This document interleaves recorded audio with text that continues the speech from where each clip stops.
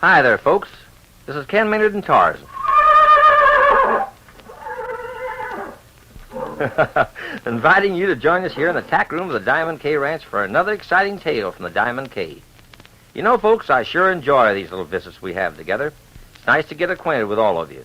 The tack room door is always open, so why don't you spend the next 15 minutes here with us? I've got a mighty exciting story today called The Lake of Gold. Thank you, Ken.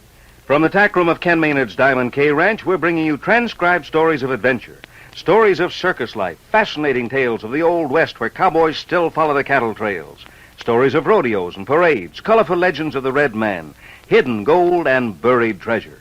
The exciting tales from the Diamond K are told by Hollywood's champion of Western stars, internationally famous Ken Maynard. Now, while Ken's getting ready to spin his newest Wild West yarn, here's something to think about, buckaroos. Do you know what every cowboy's favorite pastime is? Well, after the chores are done, whether it's watering the horses or pitching hay or rounding up the cattle, the boys just kind of drift together to chat a bit. And first thing you know, one of them is telling a story. And that's why we think you'll get a big kick out of having a set of real Western stories to hear any time you have your chores done. Now, I'm talking about the exciting record album of Ken Maynard Wild West Stories. It's a beautiful album in color with two of Ken's favorite stories inside on big 8-inch unbreakable records of pure, expensive vinylite with pictures of Ken and Tarzan on the records. And best of all, these records are personalized, made just for you, and with a personal message from Ken right on the record. He'll say, Hello there, Dick. This is Ken Maynard with a story just for you. Or he'll say, Hi there, Jack, or Jim, or Sally. Whatever your name is, buckaroos, Ken Maynard will call you by name right on the record and then tell you his stories. Exciting? I'll say it's exciting. And all you have to do to have a personalized Ken Maynard record for your very own is send your name and address to Records in care of this station and enclose just $1 bill. And say you'll play your records over and over again. But send now. Now here's Ken all set to go with a rip-roaring yarn. Well, folks, today I've got a real strange and amazing story to tell you called The Lake of Gold. It was one winter afternoon. I was riding across the Borrego Desert in Southern California on my way to the Warner Ranch. Well, sir, it was getting on towards sundown, and I was hunting for a good spot to unpack my bedroll when I saw signs of smoke coming from a camp about a mile away. You know, it's not often you run across anybody out in that desert, so I rode on up to this camp, very glad to see somebody to say howdy to. And that's when I met two of the most interesting men in all my experience. One was named Charlie Marengo, a lawyer in Los Angeles whose hobby was exploring the deserts in his spare time, hunting for lost mines and treasures. But the other fellow was a real character, and the one I want to tell you about. I reckon he must have been about 80 years old, but he was spry and as tough as a young kid you ever saw. He had a grizzled white beard on his chin, but very little on top of his head. His face was about 2 shades darker than my saddle and lined with wrinkles around his eyes from squinting at the desert sun. And he had a cheerful, sly expression, like he knew a lot more than he was telling. He called himself Borrego Bill. They both gave me a jolly greeting and invited me to stay with them overnight.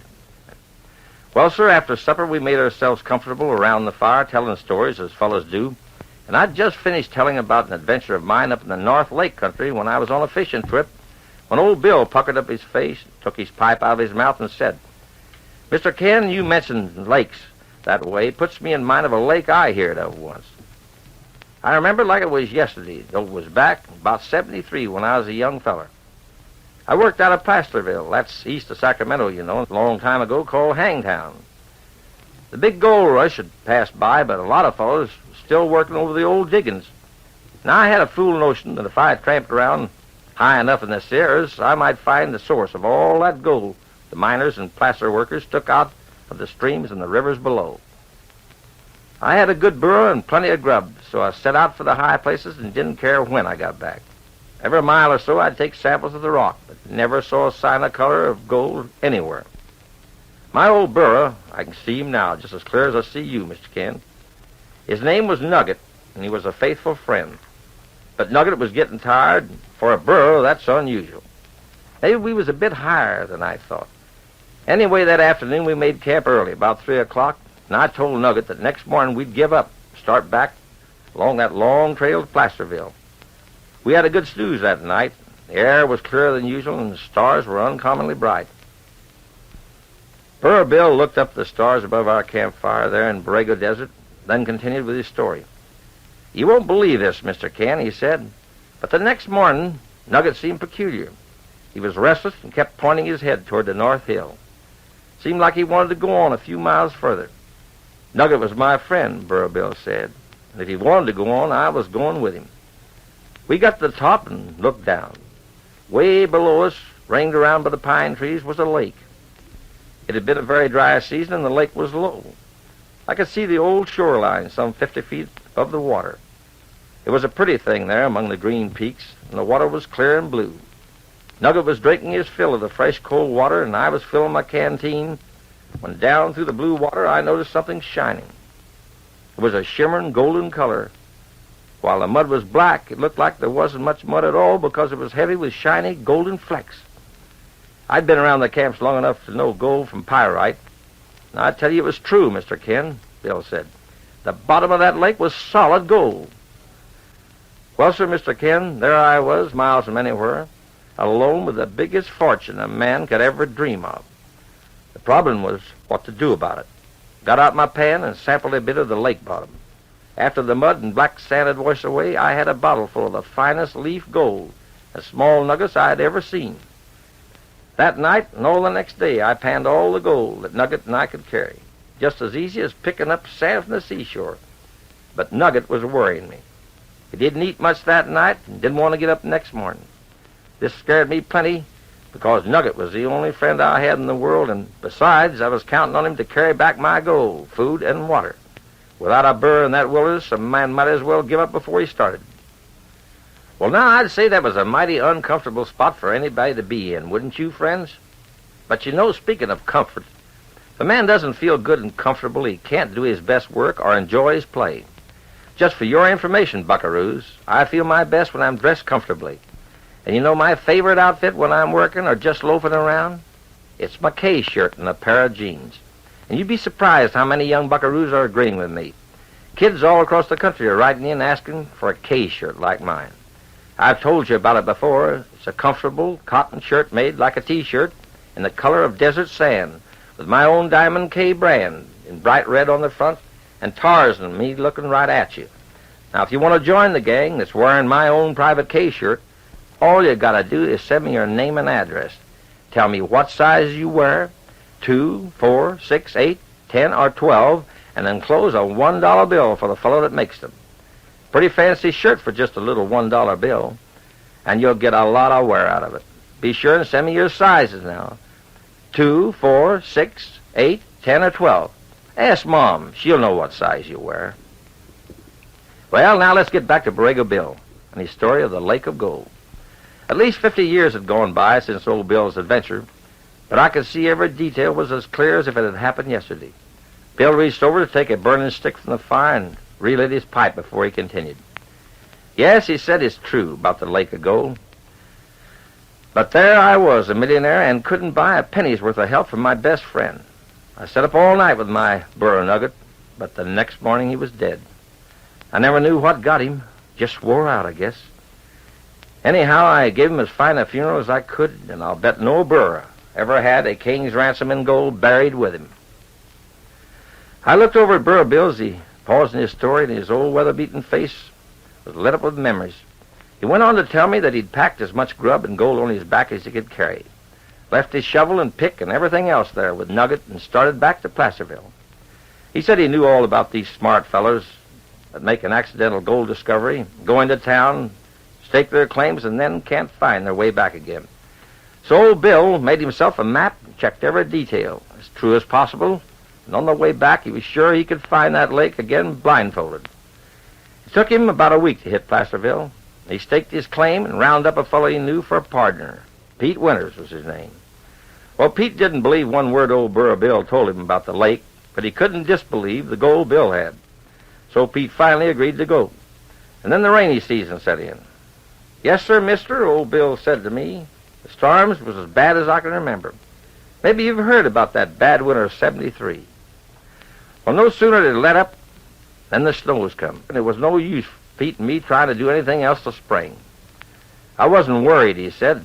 That lake had sat there for 1,000 years, and I figured it would wait for me for a few months.